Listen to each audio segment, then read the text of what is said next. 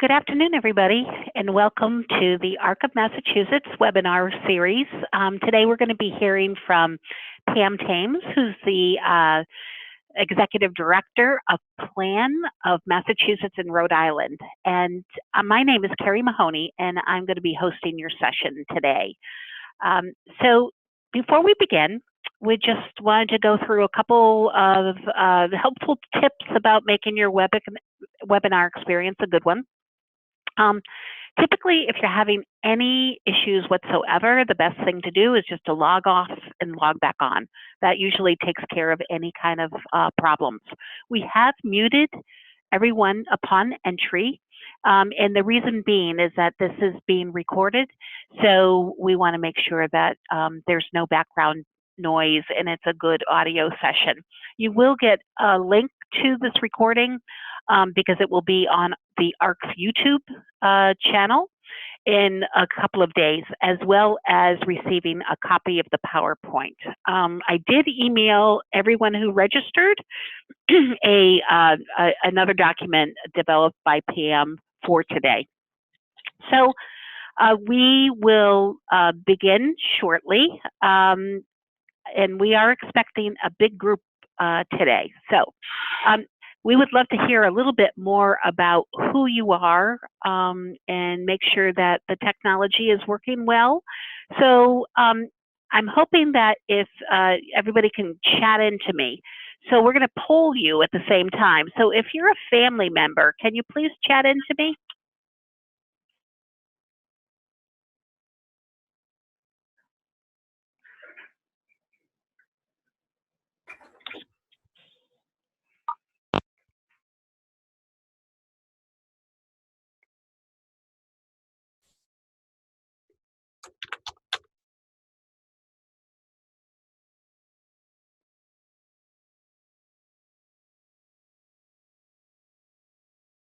Terrific. So it looks like our audio is working great. We have moms and dads, and also a grandfather. So anyways, thank you for doing that. If you're a professional, can you chat into me?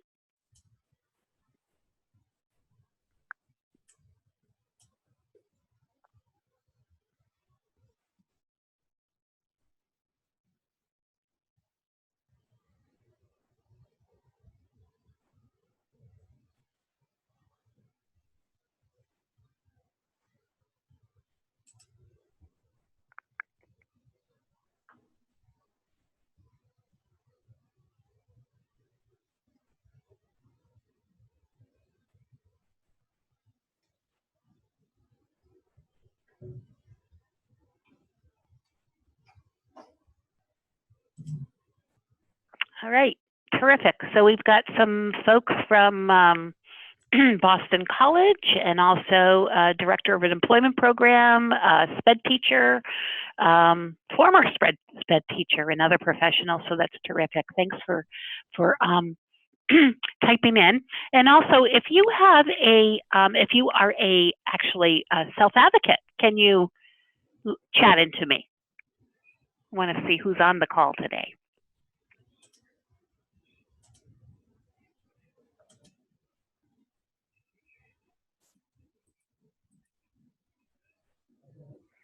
All right. Okay, so it doesn't look like we have any self-advocates on the call today. So again, so we'll get going on our webinar, and I'm very happy to introduce Pam Thames, an attorney who is also the Executive Director of Plan of Massachusetts and Rhode Island. And today, Pam's going to be talking to us about special needs trusts, pooled trusts, supporting future planning, what kind of documents and tools are out there to help with this. So I just wanted to let you know we're going to be taking questions at the end about the last 15 minutes of the webinar. So just chat into your questions and I'll be sure that they're answered. So take it away, Pam. Thank you very much, Carrie, and thanks to the ARC of Massachusetts for hosting this, for facilitating this, and thanks to all of you for tuning in. here's what I'm thinking about how we're going to spend this time together. You should have in front of you a slide presentation, which provides sort of like the broad brush strokes of what I'm going to talk about. You should also have received what I'm calling a resource guide or a handout. It's several pages long, and it provides a lot of the details, some of which I'm going to talk about, and some of which are just going to support the presentation that I do.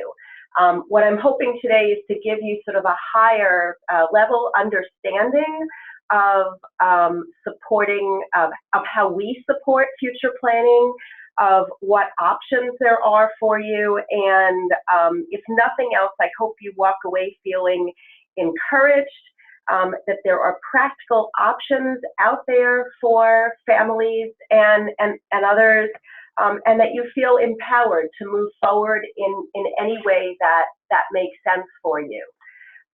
The basis of our presentation, or the premise of the presentation, is that people with disabilities often rely upon a variety of public benefits for their food, their shelter, their health care, and those public benefits often don't cover everything that they need. And when families or friends or others want to contribute, want to help the person with a disability by providing additional funds, additional resources, how can they do it and not jeopardize the public benefits, the essential public benefits that, that individuals receive?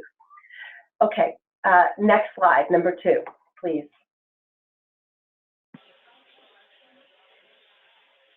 Thank you. All right, so how does PLAN fit into this? Well, PLAN stands for, that acronym stands for the Planned Lifetime Assistance Network of Massachusetts and Rhode Island, quite a mouthful, and so we shorten it to PLAN. And we are actually part of a network of other organizations around the country who also do future planning with families and individuals with disabilities. We are a nonprofit organization. We serve people with a wide range of disabilities, wide age group, and our services are offered throughout Massachusetts and Rhode Island. The organization was created back in the 60s by families who had a child or adult child with a special need, and they were looking to answer the question is, how do I care, or who is going to care for my child as I get older, or as I'm not here? Who's going to care for them? And they came together and worked on various programs for about 20 years. They actually were born out of the Arc of Massachusetts and lived there for a little while. In about the 90s, in the early 90s, the federal government passed a law which allowed for special needs pool trusts, and the organization since then has offered special needs pool trusts to individuals with disabilities and their families. We are affiliated with about 20 other organizations around the country who provide similar services, and we work together to identify best practices around trust administration and around the case management related to the trust administration that we do. You can move on to slide 3.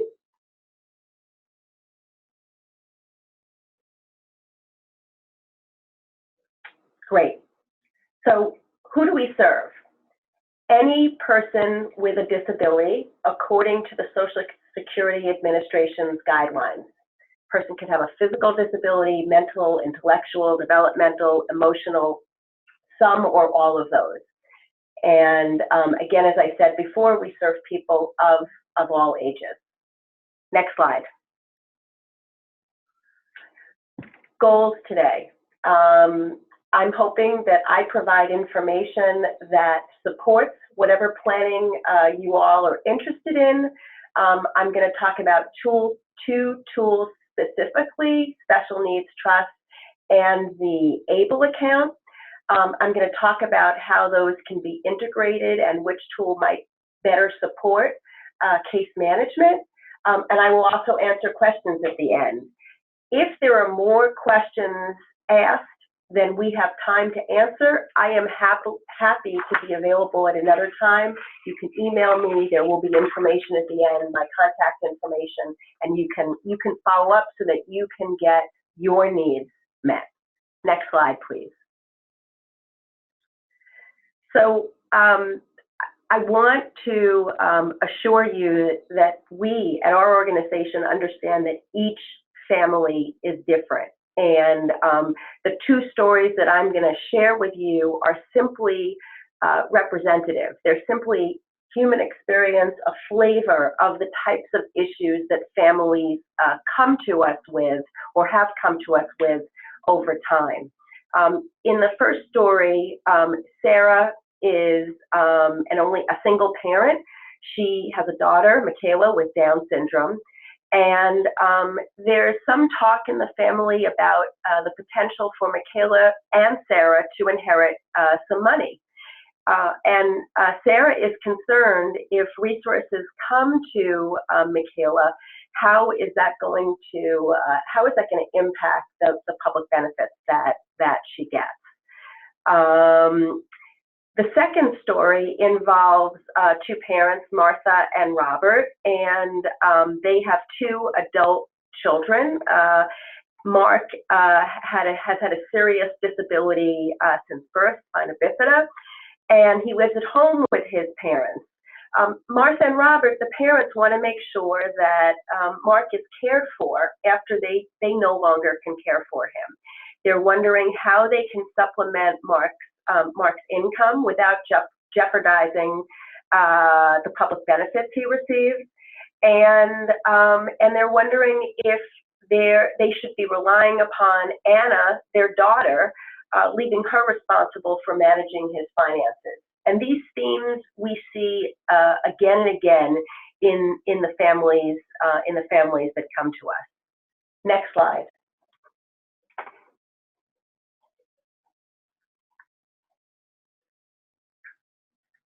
Okay, so what do we do at Plan? Our number one priority is to help people preserve resources and protect benefits. Sometimes the phrase is you can't have your cake and eat it too. You can't have both things. Well, here at Plan, we're looking to make sure that people stay with the benefits that they have, and they get to utilize their own money or family members' money or friends' money for goods and services and care that they need. And we actually have a team of people who do this. As Kerry said at the beginning, I'm an attorney with a long background in public benefits work. We have outside counsel who are trust specialists, special needs trust specialists. We have a team of social workers who are here on site on our staff, who are the direct liaisons with families and with individuals, and they are experienced with both public benefits and with special needs trust. We partner with an investment firm, Webster Private Bank, who invests the funds that we manage.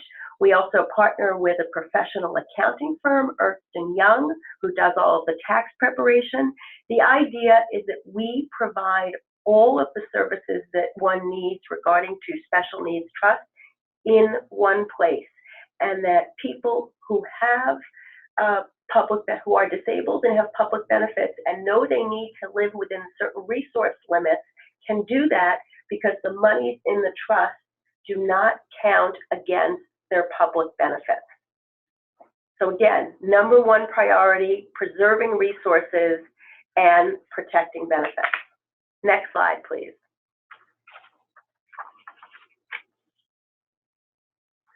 So, as I said before, a special needs trust is not the only way to do this. An ABLE account is a newer tool for doing this. And while the special needs trust have been around since the 90s, the ABLE account came about in 2015. And I think even more, that was nationally, even more recently in Massachusetts. The policy rationale for both of these tools is that historically, people with disabilities lived in poverty. They had to downsize or spend all of their assets. They couldn't accumulate any assets because otherwise they would not qualify for public benefits.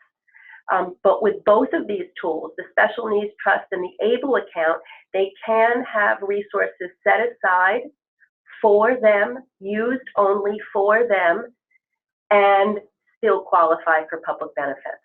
Next slide. So each ABLE accounts are available throughout the country. In each state, there is a different vendor who manages the ABLE account. In the Commonwealth of Massachusetts, that vendor is Fidelity. So our program, Plan of Mass in Rhode Island, we do not manage ABLE accounts. It's only Fidelity that does that. But we talk about the ABLE account when we talk to people about future planning because we think it is an option that people should know they have and that it's a great tool. And so as the ABLE account is a tax-deferred savings account similar to the 529 education savings account. And people have autonomy. The owner of the account has autonomy on how that account is managed, and they do have to, the beneficiary of that account must have a physical or mental impairment. That disability has to have occurred prior to age 26. So it doesn't mean that somebody has to be younger than age 26 to have an ABLE account or to open an ABLE account. Simply what the age 26 means is that the person has to have had a disability before the age of 26. And that disability has to be documented with the Social Security Administration or certified by a doctor. Another rule or restriction around the ABLE account is that a maximum of $15,000 per year can be contributed. There can only be one account, one ABLE account. You can't have multiple accounts in one state or multiple accounts in different states. If somebody earns income, there is a higher cap. So higher than the $15,000, I believe it can go up to $27,000. It varies. There is also a maximum amount of deposit when it comes to qualifying for SSI benefits. So what that means is that someone can accumulate up to $100,000 in an ABLE account, and that would not impact the SSI benefits, but anything over that amount will. There is no similar rule around Medicaid, which means that you can have any amount of money in the account and that will not jeopardize Medicaid benefits. What can that money be used for? There is a term that the law, that the ABLE account uses called a qualified disability expense. And there is a list associated with the ABLE account appropriate expenses, these qualified disability expenses. You can go through that list. You can see that it's very broad: education, housing, transport, employment, etc. It's all listed on the resource guide or handout that you should have gotten or can get afterwards if you don't have it. There is still a discussion amongst the experts in the field about how broad that qualified disability expense might be. Does it have to be related directly to the person's disability, or can it simply fall into one of the categories that I've shared? So we are not giving people, my organization doesn't manage this, right? We don't have control over it, so we're not giving people legal advice about it. But when people ask me, sort of, how do I think about it?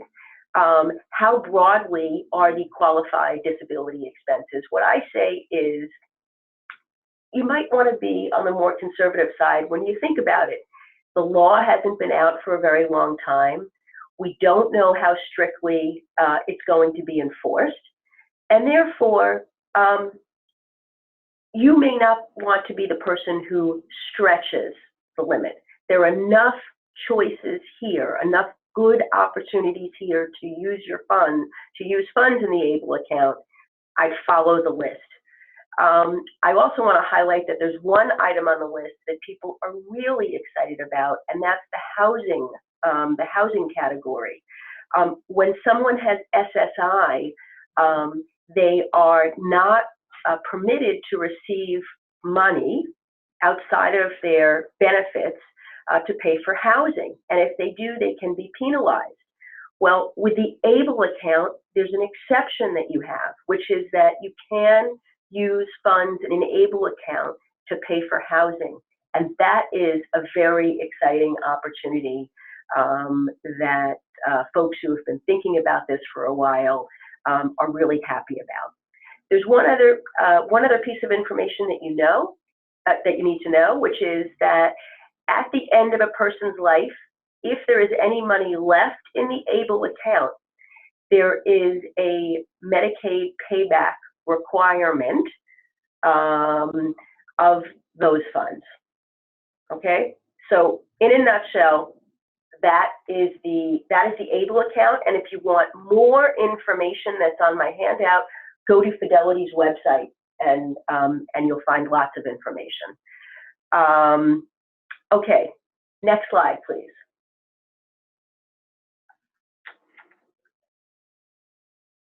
Great, special needs trust. Many times when people think about a trust, they think about very wealthy people having a trust fund that millions have been set aside for someone. This is not the type of trust that we are generally talking about here. And indeed, Plan was created to offer people of more modest means an option for their families, for their family members. So when I talk about a trust now, a special needs trust, I'm simply talking about a legal document that allows for the establishing an account that holds, invests, and disperses funds set aside for a person with a disability. It's simply intended to preserve funds for the person and to protect their assets to public benefit. Funds in that trust account must be used for the sole benefit of the person with the disability. Funds from that account are sent to third parties to either pay for services and goods or to reimburse third parties for services and goods that they paid for the individual with a disability. The reason being is we don't want to give cash. We don't want to give money directly to the person with a disability because we will jeopardize their benefits. Okay.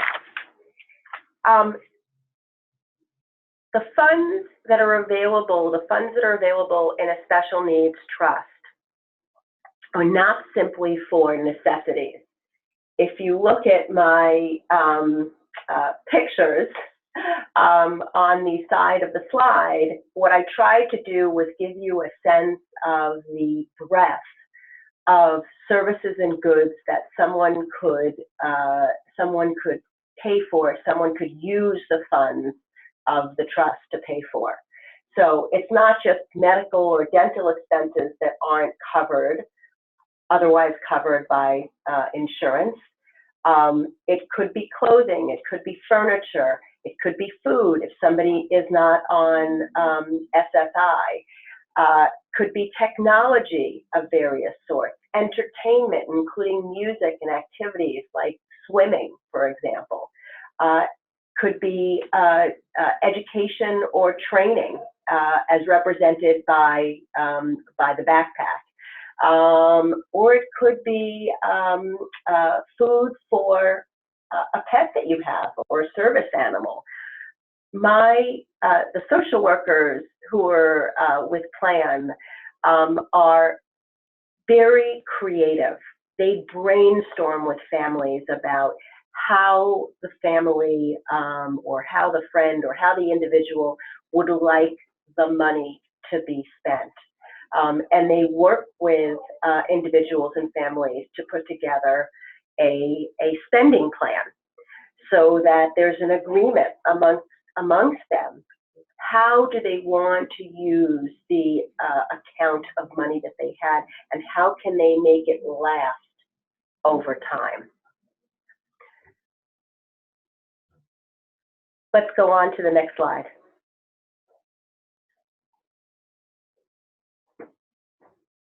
Okay, great. So what makes a special needs trust with Plan different from a special needs trust elsewhere? A few things. We, as a nonprofit organization, are allowed to establish what we call pooled special needs trusts.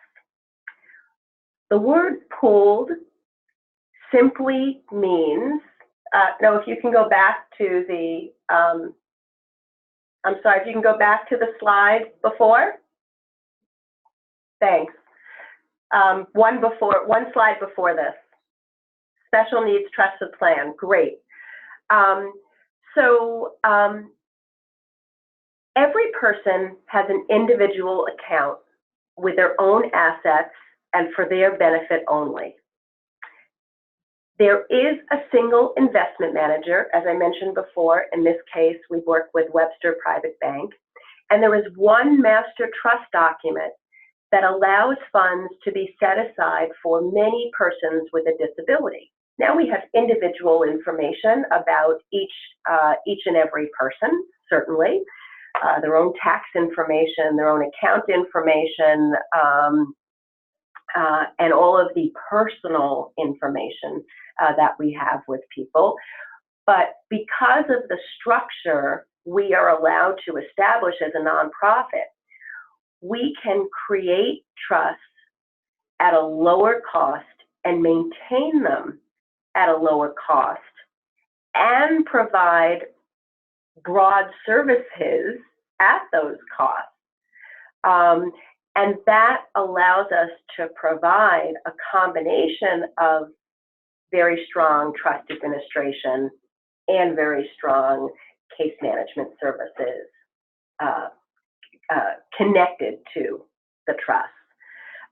We also serve as, the organization also serves as trustee. So it is our responsibility to know all the rules around trust, all the rules around public benefits.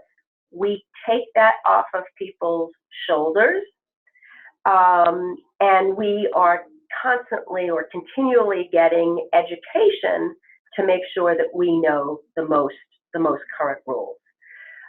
It is our social workers who work directly with families, and they provide personal guidance around what funds can be dispersed or what types of things can be purchased, what types of services can be purchased, all with the intention of making sure that the disbursements of funding do not jeopardize the benefits. As an organization, we take care of all the sub-accounting, the investments, the tax preparation, and the payments for various living expenses. Some people like to send us their bills. And some people prefer that we get the bills directly from vendors. We do both of those. All of the funds are invested in one of 4 investment models: growth and income, income and growth and income. The ultimate goal of all of the investment is preservation of funds. So we're already turned to the side of the costs of special needs trusts and comparing those. What I would say is that people will make comparisons of trusts, but when they do, they don't always talk about the underlying cost differential. Hence, you have the apple and the orange. So make sure that when you're comparing the trust fees or the special needs trust fees, that you're comparing apples to apples, not apples to oranges. All trusts will incur certain costs: taxes on investment earnings, trustees' fees, investment advisory fees, investment fees on underlying investments, legal fees associated with establishing and maintaining the trust. What you want to find out is how much the individual or the family will pay for each and every one of these fees. And you want to be able to compare those with what you might be offered elsewhere. So for example, plan has one annual fee. In that fee, that covers trustee fees, the cost of trust administration, that covers investment advisory fees, it covers advisory fees, investment fees on the underlying investments in the trust account, covers legal fees associated with maintaining the trust, it covers case management by our social workers, and we don't charge for each and every transaction fee. So let's say you have 5 bills that came in this month or 10 bills that came in this month. We don't charge any additional fees regardless of how many requests for disbursements are made. So I think it's really important when you're looking at these varying options to think about not only what benefits do they provide to you and your family, but also how much is it going to cost up front, how much is it going to cost over time, and how does that compare with these different types of fees to other options that you might have. Next slide, please.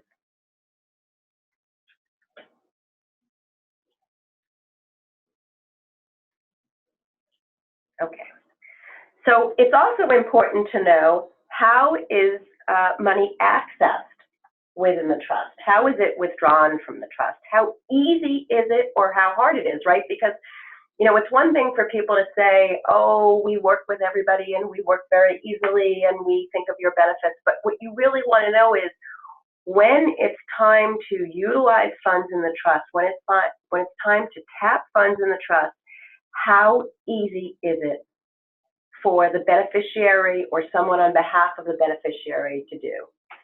At Plan, we try to make it as simple and as straightforward as possible. We do ask that every request is made in writing, so we have that as a matter of record. We can point to that. We can say, yes, this money was requested or this item was requested, and so we get invoices or we get receipts, but we'll accept them in any way. We'll accept them by email, by fax, by mail, and as I said before, a number of people choose to do a lot of direct billing with us, so that bills, regular bills that they have, telephone bills, internet bills, rent, you name it. Think of all the recurring bills that people have will be sent directly to, can be sent directly to the trust. And we would then pay the store or the service provider directly, or we would reimburse if a relative or friend had paid for a good on their behalf. We are responsible for making sure that when we disperse money from the trust, the money, the item that we're dispersing for will not jeopardize the individual's public benefit. And it is one social worker, one person who would be the contact with the individual or the family. They get to know the individual or the family. They are the ones who look at every single request that comes in, and they are the ones to make a decision about whether, is this really coming from the individual? Is this for that person's benefit only? Or is someone trying to make a request on their behalf that really isn't going to benefit them? And unfortunately, I have to say, when folks are vulnerable, we see, and they have money, we see that sometimes other people try to take that money. And it is our responsibility as a fiduciary to make sure that that's not happening. Next slide. Nope, my mistake. I forgot one thing at the bottom, which is very important, of the last slide.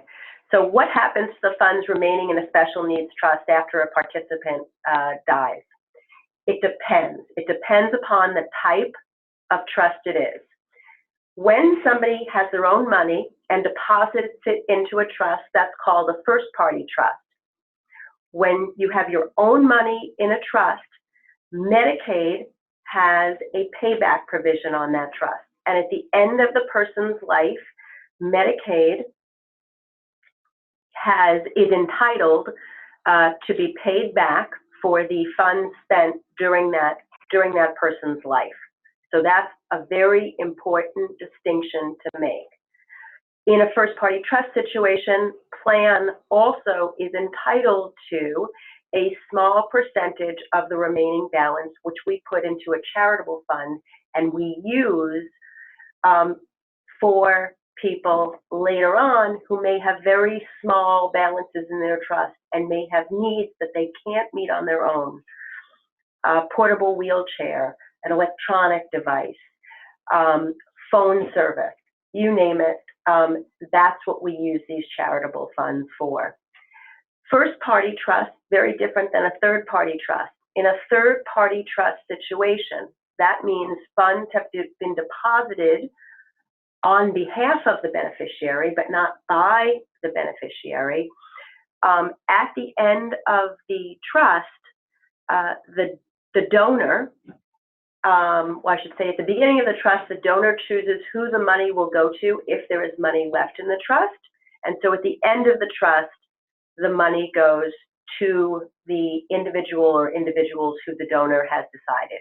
The donor can donate some of the remaining funds to plans charitable giving, but the donor does not have to. So those are the two distinctions, and that's what happens to funds remaining in a special needs trust. Next slide. So, you know, you probably have heard, in hearing all the information I've had to share, you probably are wondering, oh my goodness, this is so complicated, or this is more complicated than I want it to be. How do I make a decision for my family? Do I have to choose one or the other? The answer is no. People decide over time that as their lives changes, they may need one, or they may feel like they need one of the options at this point in time, and another type of option at another point in time. For example, there are plenty of people who don't have funds while they're alive to set aside for their loved one. They may do so with an insurance policy. And so those funds might not be available until after they've passed. For now, you might want to set up what we call as a future funded trust. You don't fund anything at the moment, but you create the document, you have it ready to go when sometime in the future you have funds to put in it.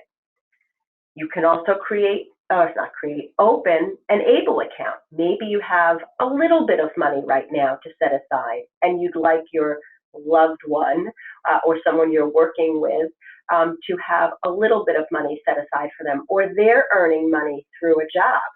The ABLE account would be a great thing, a great tool to use. Over time, maybe you have accumulated a sum of money and you decide, well, you know what? Now I'd like to see how that trust account works. I'd like to see how it works while I'm alive, and I'd like to get some services related to it while I'm alive.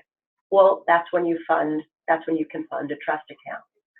So ask yourself, what help do I need? What help will be available from a family member?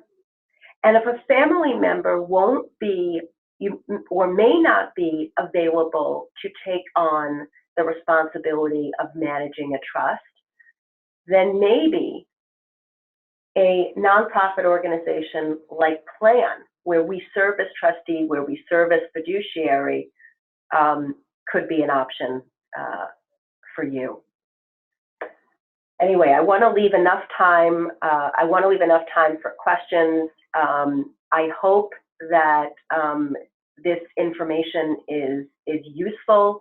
I hope it is encouraging to know that there are options out there. I hope hearing about PLAN's all-inclusive approach to professional trust administration, which includes caring, compassionate social service support, may be of interest to you, and I am happy to answer any questions you have. Okay, well, thank you, Pam. That was a great overview. I'm going to open up the chat pane, and I do see that we have a few questions. Let's see. Michael has a question. He has several, actually. What kind of interaction does the social worker have with family and with the individual with disabilities? So when someone opens up a trust and deposits funds into the trust or funds the trust, they will have a meeting with a social worker, the social worker who is their primary contact, and will discuss the intent of the family. What does the family intend, assuming it's the family who's depositing the money? What does the family intend with regard to these funds? What types of services and goods do they intend that the funds will pay for? What other income is already within or will be within the household to pay for other needs? So that first interaction is all about what does the family envision with regard to the funds that will be in the trust account? How would they like those funds to be used? And it's developing that initial relationship. After that, it depends upon whether the the trust account is funded or not funded. If it is funded, meaning that there are funds available in the trust, then the social worker will talk to the family about what's involved in accessing the funds in a more detailed way than I've just done, and will be in touch with the family and or the individual over time to make sure that disbursements are going as well as everybody anticipated they will go. There will be a check-in meeting on a semi-annual basis, and then a check-in meeting on an annual basis. There might also be a discussion of other services that the family wants the trust to pay for, okay? And they'll talk about what types of services those are, and they might be asking the social worker for recommendations on how to access those services, who might provide those services, and so on. Does that answer your question? Okay, thank you. And then another follow-up. about going shopping for special needs trust, getting information about fees to compare. Where do you find that information?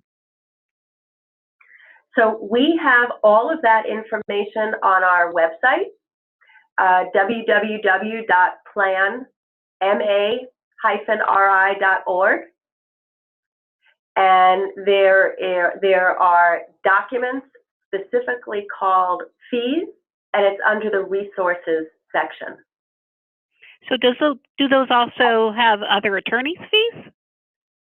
I think that was the question about looking at comparing things. So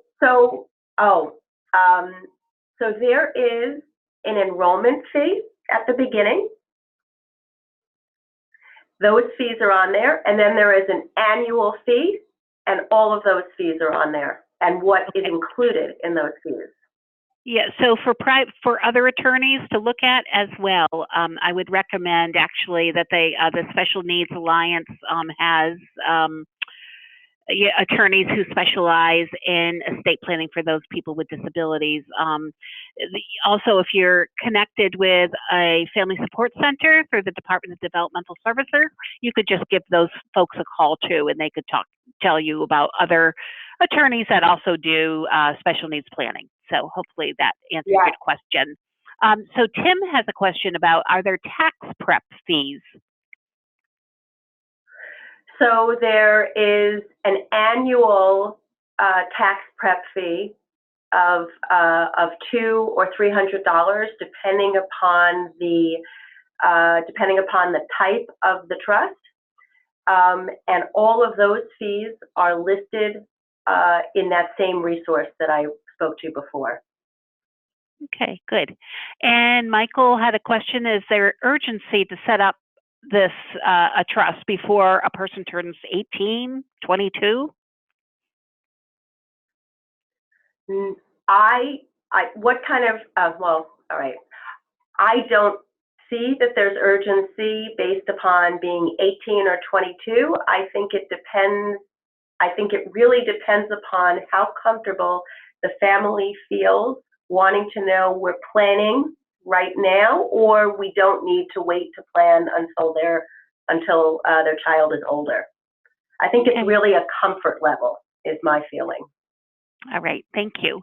And Marla had a question. We have a special needs trust set up for our post-death funds, assets, and life insurance. There's no money in it now. Would it make sense for us to use Plus, or I think you're meaning Plan, as a fiduciary? And are the fees the same as if the trust was currently active? It's a great question. I'm going to start off with the second part of it. There are no annual fees if the trust is not funded, okay? Essentially, when the trust is not funded, we're, checking in with people annually to see if anything has changed, but there's no service being provided other than that, right? The second part of your question, which is, would it make sense? I think it depends how you feel about the trustee structure. If you clearly have somebody who will manage as the trustee when you are not here anymore, will know what all the rules are, can hold the purse strings, can manage them well, that's often why people will go to a standalone special needs trust.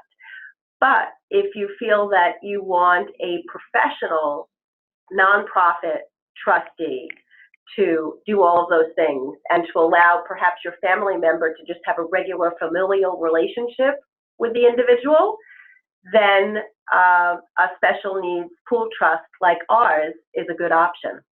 And we actually see some number of people who, after creating a standalone special needs trust, decide, you know what, I'm not sure the person I chose for trustee or the people I've chosen are going to work out. I really would like to have a different structure. And so people have come to us for that option. Okay, thank you. And then a question from Gainish, and I apologize if I'm pronouncing your name wrong. Are special needs trusts and ABLE accounts revocable? Special needs Our special needs trusts are irrevocable. They have to be irrevocable in order to get the benefit of not jeopardizing your benefits. However, they're only irrevocable once funded. They do not, if you open up a future funded trust account, but you never fund it, you do not have to fund it.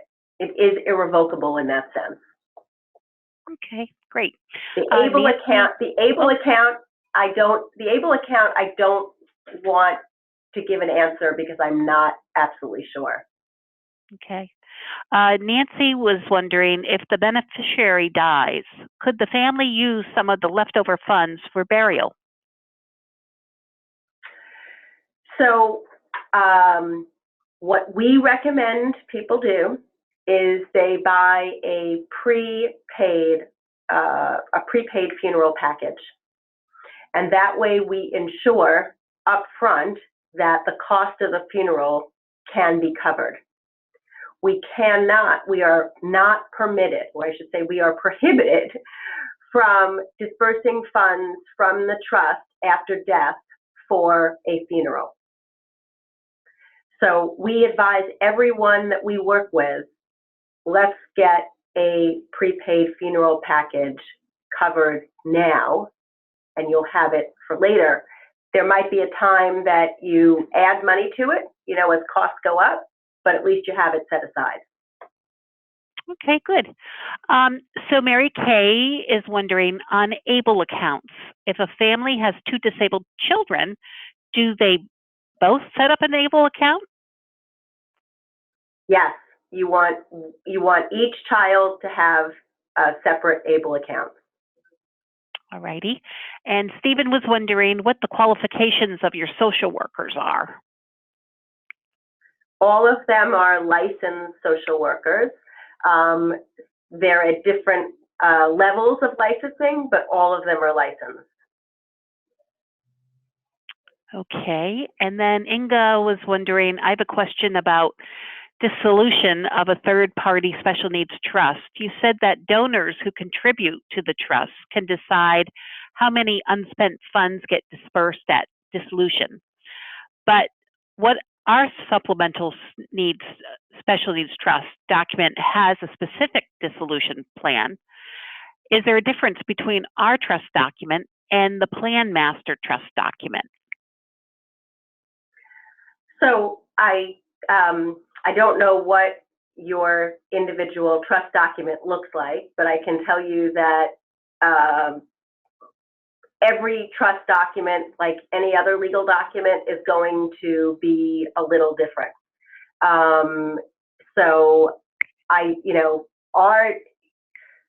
we have a master trust document that governs all of the trust accounts we have. And we do that so that we have one set of rules that around disbursements and administration and investment and reporting that we can follow with everybody. We can be very clear about it. It's broad, it gives us a lot of discretion, but it also makes it very clear, what the boundaries are. Okay. Marissa is wondering, can a representative payee set up an ABLE account for an individual that lives in an agency-run residential program? I think the answer, so I want to say I think the answer is yes,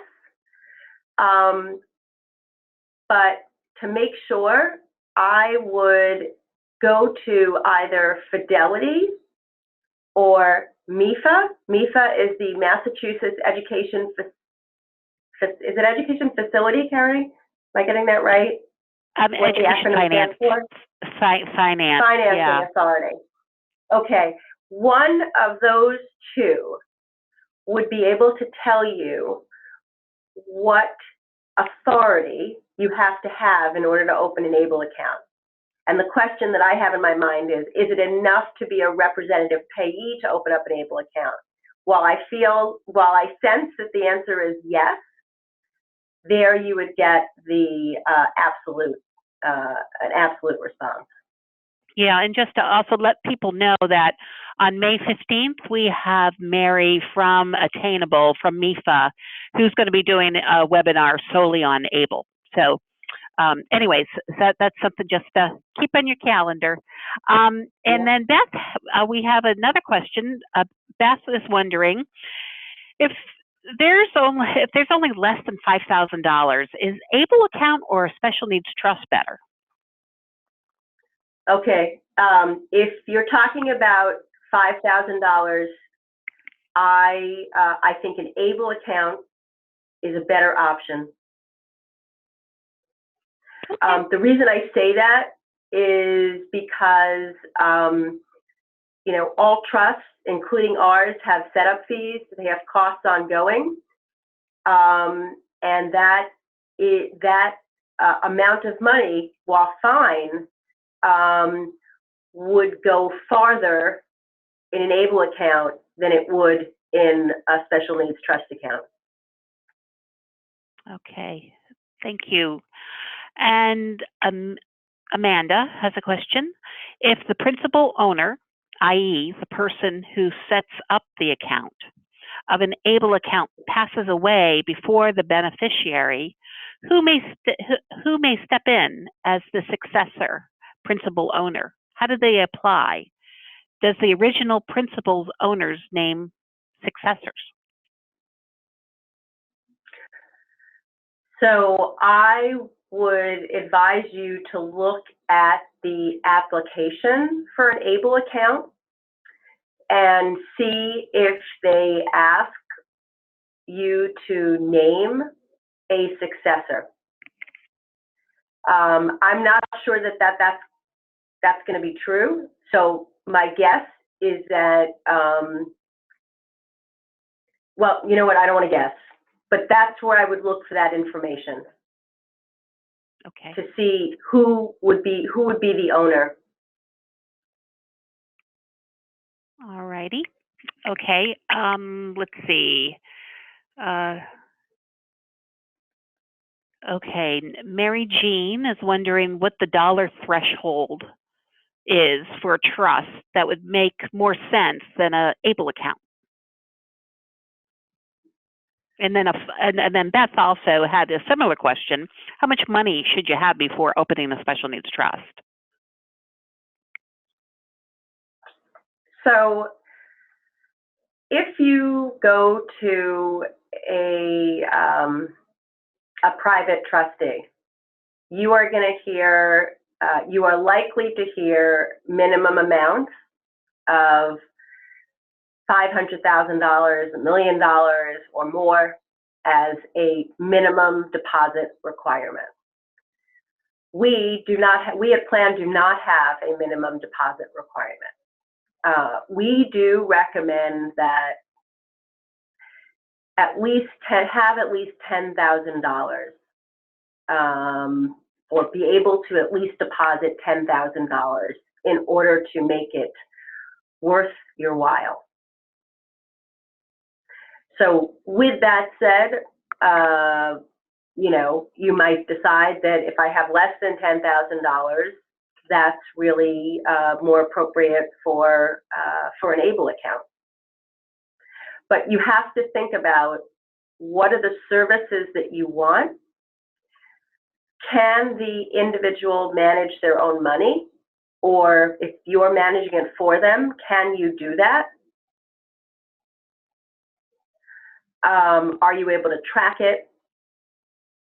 If you were asked to report it, would you be able to do it? Those are also, you know, questions that I encourage people to ask themselves in addition to looking at the costs or minimums or anything like that. Okay, so we have about a minute left, and we have a couple more questions. Nancy's wondering, do they have a limit on the amount of money that Medicaid can get payback?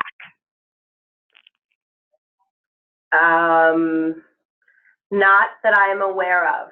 We have seen, so at the end of somebody's life, in a first-party trust, Medicaid will send us a claim, basically their accounting of all the monies that have been spent on Medicaid for this person. I've seen zero, I've seen $6,000, I've seen several $100,000, I've seen over $1 million. It really depends upon how much service a person has used over the course of their life, whether they've been home getting service or whether they've been in a facility getting service. Okay. And Tammy's wondering how the investment is protected. I guess I need a little more detail by the word protected. Okay, that might be, Tammy, that might be a good question to connect with Pam directly about, because it seems like she needs more information. Oh, she did type in that banks are FDIC. Right. So these are not bank accounts that are FDIC provided for. These are investment accounts, like any other investment account. There's a risk on the high side, there's a risk on the low side.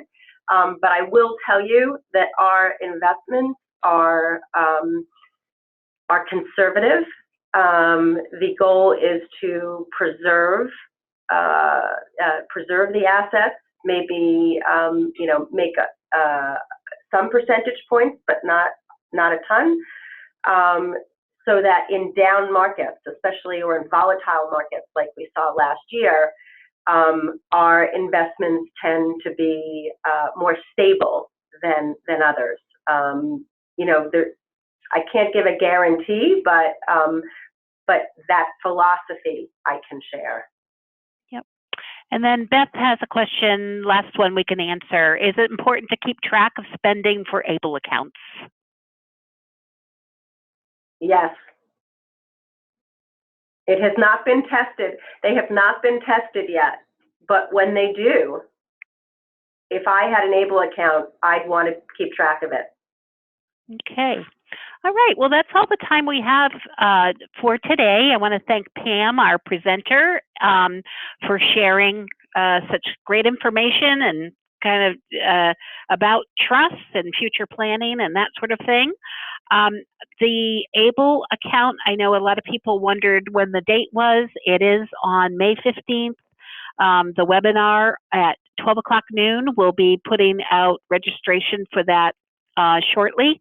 The best way to get notices about our webinars is to join and get the notes from the ARC, which comes out every Thursday, and we advertise all of our webinars on there. So again, I wanted to thank Pam for a great webinar and all of you for attending today. So if we didn't get, I think there was one question we didn't get to, Stephen, I just would recommend you just email Pam. Her information is up there on the last slide. So at the end of the webinar, you're going to be rerouted to a brief 10-question survey, just so you can let us know about your webinar experience. And thank you so much. And we look forward to you joining us again. Take care.